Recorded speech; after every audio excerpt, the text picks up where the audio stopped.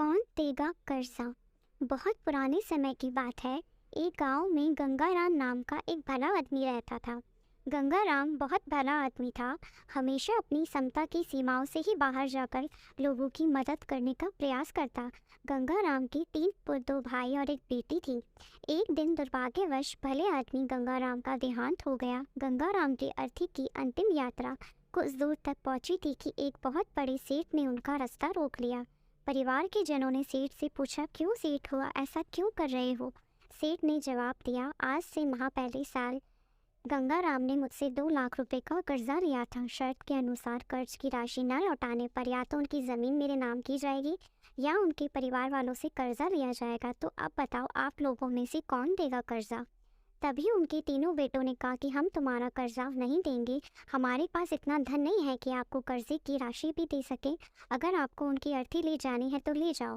गंगाराम के बेटों की इस तरह की बातें सुनकर मौजूद सभी लोग धिक्कार जताने लगे। कैसे नालायक और मतलबी पुत्र है।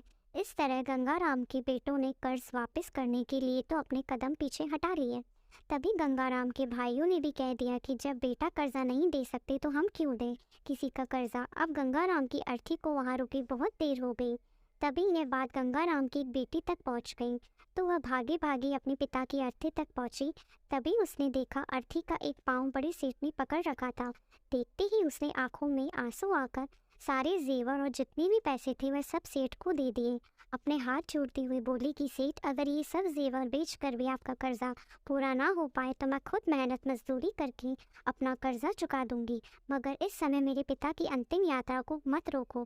तभी सेठ ने अर्थी का पाँव तुरंत छोड़ दिया और बोला, अरे नहीं नहीं बेटी, तुम्हें ये सब करने की कोई आवश्यकता नहीं है, क्योंकि सच्चाई ये है कि मुझे एक समय में पैसों की बहुत ज़रूरत थी।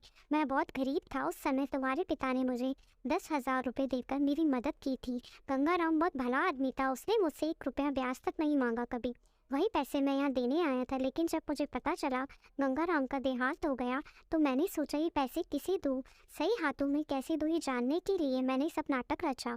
तुम्हारी बातों और पिता के प्रति जिम्मेदारी को देखकर मैं समझ गया पैसों की असल हकदार तुम ही हो। आज तुमने साबित कर दिया बेटे से ज़्यादा बेटी ही माँ बाप की प्यार करती है। आपके पिताजी तो नहीं रहे, लेकिन ये कर्ज मैं तुम्हें वापस करके अपने सारे कर्ज से बोझ को खत्म कर देना चाहता हूँ।